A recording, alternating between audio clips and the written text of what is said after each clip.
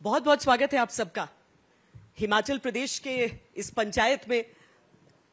और जो हम शुरुआत कर रहे हैं आज के दिन की, क्योंकि पूरा दिन चलेगा, बहुत दिलचस्प सेशंस आज होने वाले हैं, लेकिन जहां से हम शुरुआत कर रहे हैं वो आप सबके अपने अनुराग ठाकुर, जो कि minister of information and broadcasting, साथ में स्पोर्ट्स एंड यूथ अफेयर्स भी। लेकिन यहां हिमाचल से ही शुरुआत मैं करना चाहूंगी अनुराग जी, और वो ये कि जब एक प्रदेश ये तय करता है कि हम 5 साल एक पार्टी के साथ जाएं और 5 साल दूसरी पार्टी के साथ, तो ये आदत होती है या फिर कोई पार्टी उन्हें संतुष्ट ही नहीं कर पाती, उनका काम ही नहीं कर पाती? इस बार क्या ये ट्रेंड बदलेगा? नमस्कार श्वेता जी, पहले तो आपका और आपकी सारी टीम का आज तक का यहाँ पे स्वागत देवभूमि हिमाचल प्रदेश में, वीरभूमि हिमाचल प्रदेश में। 5 साल पहले बदली सरकार, पिछले 5 साल में बदले हालात, फिर क्यों बदले हम सरकार? जब हमने हालात बदलने का काम किया तो सरकार बदलेंगे नहीं। और मैं इसलिए कहता हूं ये पहले तब होता होगा जब उसके कई और कारण होंगे। डबल इंजन की सरकार ने जो करके दिखाया है वो आज प्रदेश नहीं पूरे देश भर में उसकी चर्चा है। शिक्षा के क्षेत्र में, स्वास्थ्य के क्षेत्र में हम राष्ट्रीय औसत से बहुत ऊपर हैं। कोविड के समय पे नंबर 1 हिमाचल आया, पहली वैक्सीनेशन दूसरी वैक्सीनेशन लगाने में। रसोई गैस का सिलेंडर हर घर को देने में हिमाचल प्रदेश सबसे आगे आया है। कोई लकड़ी का चूल्हा नहीं जलाते जब गैस दिया है। उज्ज्वला केंद्र ने दी तो प्रदेश ने मुख्यमंत्री गृहिणी योजना दी। केंद्र ने आयुष्मान भारत योजना दी तो प्रदेश ने हिमकेयर योजना दी। और इसी तरह से सहारा योजना से लेके 60 साल से अधिक वालों को पेंशन योजना से जोड़ने का काम किया। एक के बाद दूसरे निर्णय जनता के पक्ष में किए। और जब चहुमुखी विकास किया हो, और मैं चहुमुखी विकास श्वेता जी बड़े गंभीरता के साथ कह रहा हूं, पीजीआई सैटेलाइट केंद्र जो बड़ा अस्पताल है 400 करोड़ रुपए का, 6 मेडिकल कॉलेज और 1470 करोड़ रुपए का एम्स इंस्टीट्यूट मेडिकल कॉलेज के साथ छोटे से राज्य हिमाचल प्रदेश को मोदी जी ने दिया है। Central university, IIT, triple IT, IIM, NIT और बहुत सारे केंद्रीय शिक्षण संस्थान नरेंद्र मोदी जी की सरकार ने दिए। भानुपल्ली बिलासपुर रेलवे लाइन को तेजी से काम शुरू करवाया और ऊना दौलतपुर चौक को पूरा करवा दिया। और वंदे भारत एक्सप्रेस देश की सबसे आधुनिक, सबसे तेज रफ्तार वाली, सबसे आरामदायक अब हिमाचल प्रदेश से चली है, जो देश के केवल 3 राज्यों से चल पाई थी। ये विकास की रफ्तार है, फिर भाजपा सरकार है। आपने देवभूमि के साथ वीरभूमि कहा, और जब वीरभूमि की बात होती है तो यही होता है कि जो फोर्सेस में जाते हैं हमारे जवान, बहुत बड़ी संख्या में हिमाचल प्रदेश एक छोटे से राज्य से निकल कर आते हैं। आपके विरोधियों ने अग्निपथ स्कीम के खिलाफ बहुत आवाज बुलंद की थी। आपको लगता है युवा आश्वस्त है, रिव्यू की जरूरत है, जो कि कांग्रेस की तरफ से कहा गया है कि हम रिव्यू करना आना चाहेंगे इसे? कांग्रेस 400 सीट की पार्टी से 45 सीट की पार्टी बन गई। भारत जोड़ो यात्रा में देश के टुकड़े टुकड़े वालों को जोड़कर चल रहे हैं। जो कभी कहते थे भारत का नामो निशान मिटा दो, भारत के टुकड़े हजार इंशाअल्लाह इंशाअल्लाह के नारे लगाने वाले आज राहुल गांधी जी की भारत जोड़ो यात्रा में हैं। और यहां पे कांग्रेस छोड़ो यात्रा चल रही, 4 में से 2 वर्किंग प्रेसिडेंट भाजपा में जुड़ गए। और जो कहते थे country without a post office, देश का नामो निशान रहे, वो कांग्रेस में है। वो भारत जोड़ो में भाई के साथ बहन तो जुड़ नहीं पाई, भारत कहां जोड़ने चले हैं। और कांग्रेस की मैं इतनी बात कहूं, जो ये हिमाचल प्रदेश जो सर्जिकल स्ट्राइक पर प्रश्न खड़े करती थी कांग्रेस और आम आदमी पार्टी, उनके साथ जाएगी। ये हिमाचल प्रदेश वीरभूमि है, जहां से पहले परमवीर चक्र विजेता मेजर सोमनाथ शर्मा हुए। कारगिल युद्ध में सबसे ज्यादा शहादत हिमाचल प्रदेश के वीर सैनिकों ने दी। 4 परमवीर चक्र विजेता हुए, उसमें से 2 हिमाचल प्रदेश के कैप्टन विक्रम बत्रा और सूबेदार संजय कुमार हुए। ये हिमाचल का योगदान है। और कांग्रेस तो जम्मू कश्मीर में जब सैनिक मांगते थे बुलेट प्रूफ जैकेट, तो 10 साल में कुछ नहीं दिया जी। 1,80,000 देनी थी, मोदी सरकार ने 2 लाख बनाकर दे दी मेक इन इंडिया करके। हमने आईएनएस विक्रांत युद्धपोत बनाकर दे दिया, राफेल विमान खरीद लिया। अब हिंदुस्तान में आत्मनिर्भर भारत को बल देते हुए रक्षा के उपकरण यहां पे बन रहे हैं। कांग्रेस विदेश से लाती थी और घूस खाती थी। नेहरू जी के जीप घोटाले से लेकर बोफोर्स घोटाले से ऑगस्टा वेस्टलैंड तक, मोदी सरकार के 8 साल में ईमानदारी के साथ सरकार चली, भ्रष्टाचार मुक्त शासन दिया। करप्शन बड़ा मुद्दा है हिमाचल प्रदेश में इस बार, और कांग्रेस पार्टी ने कहा है कि वो सारी चीजों की जांच होगी जो बीजेपी ने यहां पर की है। आम आदमी पार्टी ने कहा है कि 20 दिन में पंजाब से हमने करप्शन दूर किया, हिमाचल से भी करेंगे। सुबह सुबह यही मजाक करने को मिला था आपको। 5 साल के अखबारें और टीवी के चैनल की रिकॉर्डिंग उठाइए और 5 साल के विधानसभा के सत्र उठाइए। कांग्रेस ने क्या एक भी आरोप भ्रष्टाचार का लगाया है? चुनाव आए तो फर्जी बात करनी शुरू कर दी। अगर इतने ही आरोप थे तो कांग्रेस क्यों नहीं सड़कों पे उतरी थी, क्यों घरों पे सोई हुई थी? और अरविंद केजरीवाल जी, आपका मॉडल तो फर्जीवाल वाला पूरी देश जान चुका है। पंजाब में 2 महीने में स्वास्थ्य मंत्री को इस्तीफा देना पड़ा भ्रष्टाचार के चलते। दिल्ली के स्वास्थ्य मंत्री 4 महीने से जेल काट रहे थे। दिल्ली के शिक्षा मंत्री शराब घोटाले में मुख्य आरोपी हैं, और दिल्ली के मुख्यमंत्री अरविंद केजरीवाल किंगपिन है शराब घोटाले के। ये भ्रष्टाचार में दलदल में डूबे हुए हैं। ये क्या भ्रष्टाचार की बात करेंगे? कांग्रेस का वरिष्ठ नेतृत्व बेल पर है, सोनिया जी या राहुल जी हो, और हिमाचल प्रदेश में भी इनकी वही हालत है कि भ्रष्टाचार के गंभीर आरोप लगे हुए हैं। केजरीवाल ने कहा है, उनकी पार्टी ने कहा है कि आईबी की रिपोर्ट में आम आदमी पार्टी को गुजरात में मेजॉरिटी मिलती दिख रही है, इसीलिए आप लोग सबको जेल में इसीलिए मैं फर्जीवाल बोलता हूं। आईबी क्या केजरीवाल जी को रिपोर्ट करती है? उनके सूत्र हैं, वो कहते हैं। पहले तो ये बता दें कि सूत्र कहां का है। तो सर्जिकल स्ट्राइक पर भी प्रशंजन खड़ा करते थे, तो केजरीवाल के सूत्र क्या पाकिस्तान में है? लिंक वहां से जुड़े हुए हैं। बात यहां पर आकर खड़ी होती है कि जब इनके एक मंत्री हिंदू देवी देवताओं के खिलाफ गाली गलौज करते हैं, जनता को भड़काने का प्रयास करते हैं, इस्तीफा क्यों लिया अरविंद केजरीवाल जी ने उनका? पिछले 8 साल से मौलवियों को हर साल 18,000 रुपये देते हैं, क्यों नहीं पुजारियों को दिया? क्यों नहीं ग्रंथियों को दिया? क्यों नहीं पादरियों को दिया? यह केजरीवाल जी का असली चेहरा जनता जान चुकी है। वोट बैंक की राजनीति के लिए पहले राम मंदिर को गाली निकालेंगे, जब राम मंदिर का शिलान्यास हो जाएगा तो वहां के लिए यात्रा खोलने की बात करते हैं। ये वो लोग हैं जो हिंदुस्तान में रहकर भी अर्बन नक्सल होकर ये अराजकता को फैलाने का काम करते हैं, जो सत्ता में आकर भी अराजकता को बल देने का काम करते हैं। पर ऐसा आप क्यों कहते हैं? वो तो कहते हैं कि आप नोट में गांधी जी के साथ लक्ष्मी गणेश की तस्वीर लगाइए, वो तो हिंदुत्व की बात कर रहे हैं। ये जब चुनाव आता है ना जी, इनको सबको जनेऊ, मंदिर, लक्ष्मी जी सब याद आ जाते हैं। क्या ये मैं संभव पूछ रहा है? हूं आपसे। नहीं, संभव असंभव की बात नहीं है जी। जो व्यक्ति फर्जी है और बात ही फर्जी करता है, उस पर क्या विश्वास करोगे? और मैं इसलिए कहता हूं, इनकी आप जितने पिछली बातें निकालोगे सब पे यू टर्न है। इसने देश के हर व्यक्ति पर आरोप लगाया और कोर्ट में जाके माफी मांगी। मैं चाहता हूं आज तक सब निकाल कर दिखाए। पर नोट पर क्या छप नहीं सकती जी, है ये कब तस्वीर? यू टर्न लेगा यही पता नहीं है। उन्होंने कहा मैं अर्थव्यवस्था पूछता हूं बेहतर जी, हो जाएगी। मैं श्वेता जी पूछता हूं, इन्होंने पादरियों को, ग्रंथियों को, गुरुद्वारे के और मंदिर के पुजारियों को क्यों नहीं मदद की जी? मौलवियों को ही क्यों की है? बताओ ना जी, क्या करेंगे वो? अरे इनके सारी पार्टी के नेता यहां पर, हिमाचल प्रदेश का अध्यक्ष, महामंत्री, महिला मोर्चा की अध्यक्ष, आईटी सेल के अध्यक्ष, व्यापार प्रकोष्ठ के अध्यक्ष, सारे ही आम आदमी पार्टी को छोड़कर भारतीय जनता पार्टी में शामिल हो गए। क्यों हुए? सब ने कहा जी फर्जी बात करते हैं, झूठे हैं, बड़ी बड़ी बातें करते हैं और अंदर कमरे में दूसरी बात करते हैं। पर बीजेपी के दरवाजे सबके लिए खुले हैं। सबके लिए खुले हैं, क्यों नहीं? आज भारतीय जनता पार्टी दुनिया का सबसे बड़ा राजनीतिक दल है। सबसे ज्यादा सर्वाधिक विधायक, सांसद, सर्वाधिक सरकारें और सर्वाधिक लोकप्रिय नेता किसी में है तो भारतीय जनता पार्टी में है, जो दुनिया के सर्वाधिक लोकप्रिय नेता है। और हमारे यहां पर जितने लोग आए, विचारधारा को अपनाया भी और विकास के में सहयोग किया भी। आप हिमंता बिस्वा जी का देखिए, 8 साल पहले आए थे, असम के मुख्यमंत्री भी हैं, अच्छा काम किया, आगे बढ़ने का अवसर दिया। और कांग्रेस जहां 400 सीट की पार्टी थी लोकसभा में, आज 45 सीट की पार्टी है। इसका मतलब उन्होंने कुछ गड़बड़ की, हमने कुछ अच्छा किया है। पर आपके अपने लोग भी तो नाराज हो रहे हैं ना। वो कोई नाराज नहीं होता। कैंडिडेट्स उतरे हुए हैं बीजेपी के खिलाफ। जब नहीं थे कांग्रेस के तब भी उतरते थे, ये कोई पहली बार थोड़ी। तो इससे आपको नुकसान नहीं होगा?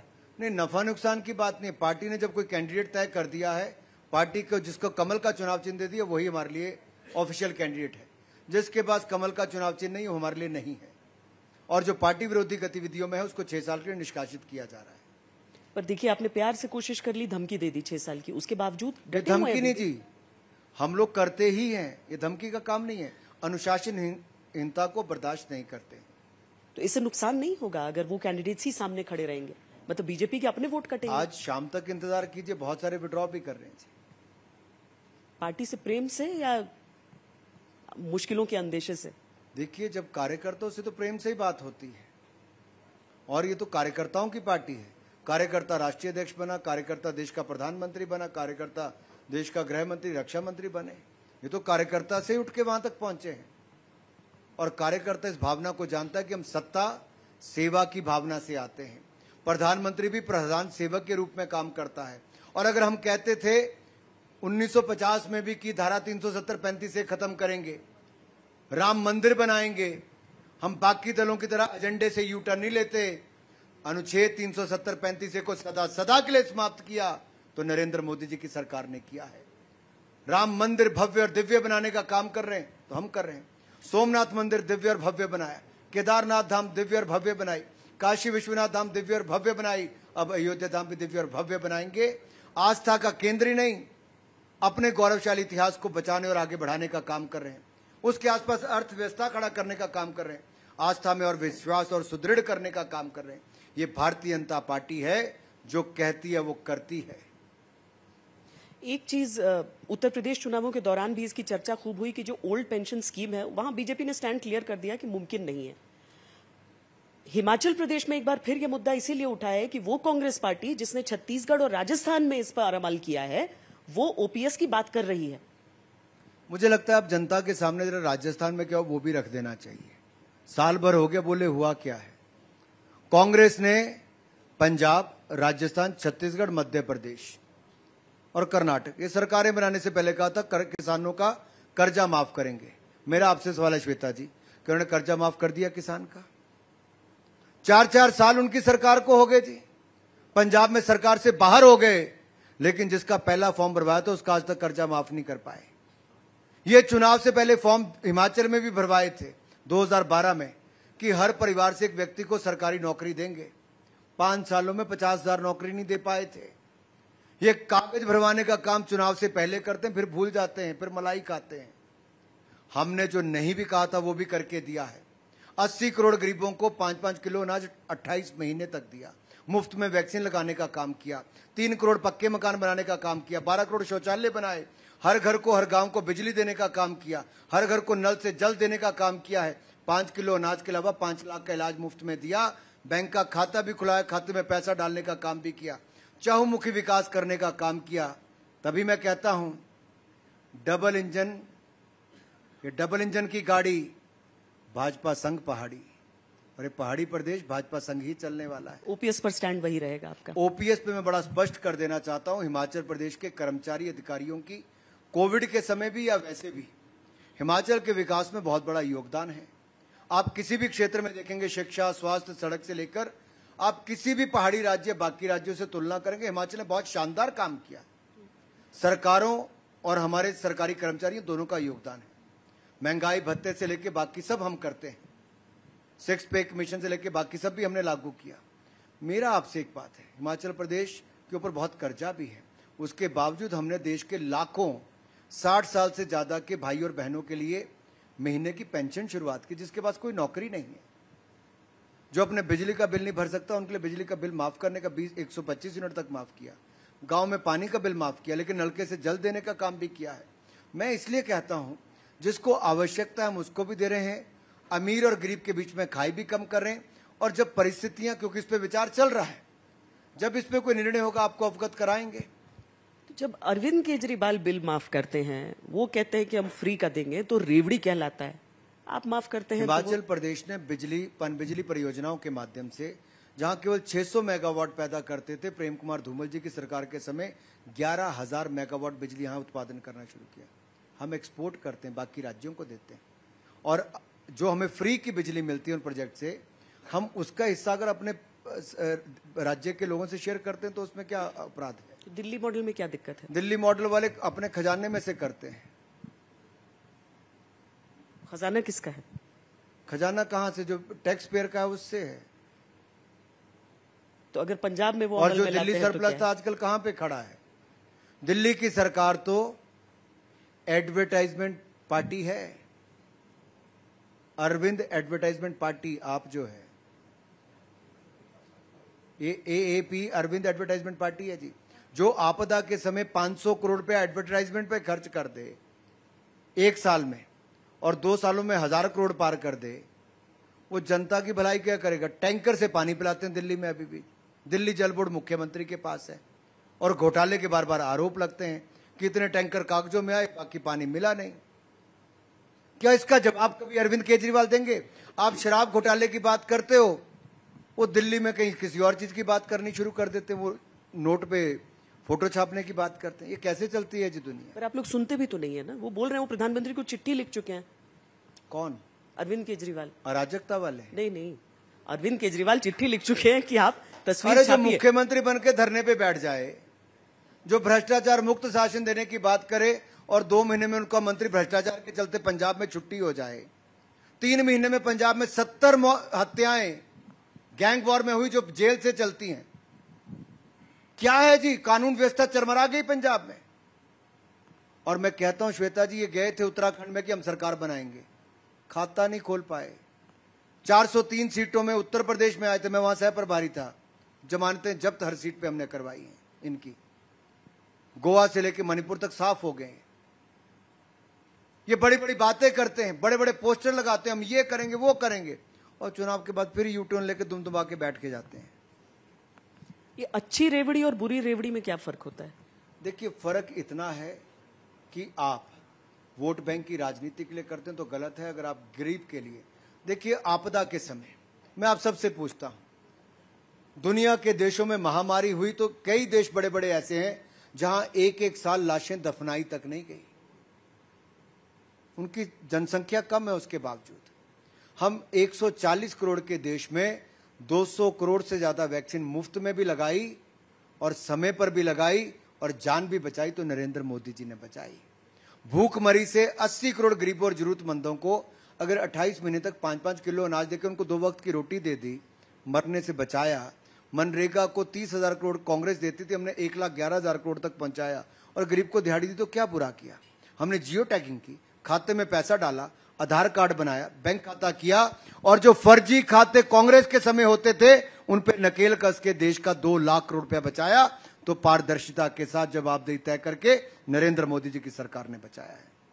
हमने बचाया, खाते में डाला है। आज पीएम किसान सम्मान निधि का 6-6 हजार रुपया हम किसान के खाते में डालते हैं। हम भी कह सकते थे कि हम आपका कर्जा माफ करते हैं, इससे कम होता जी। वो 2,20,000 करोड़ रुपया किसान भाई और बहनों को हमने खाते में डाल के पीएम किसान सम्मान निधि से दिया है। इसी साल 1 साल में खाद के दाम 3 गुना बढ़े गए दुनिया भर में। हमने 2,30,000 करोड़ की यूरिया पर सब्सिडी केवल 1 साल इस साल की है। खाद की बोरी न ढोनी पड़े, नैनो यूरिया हम लेकर आए हैं। फसल बीमा योजना में अगर 50% फसल बर्बाद होती तब जाके मुआवजा मिलता था, हमने 30% कर दिया। हजारों करोड़ मुआवजा मैंने किसान को दिलाया है। एमएसपी वापस लेने की बात किसान करते थे या कोई गुमराह करते थे।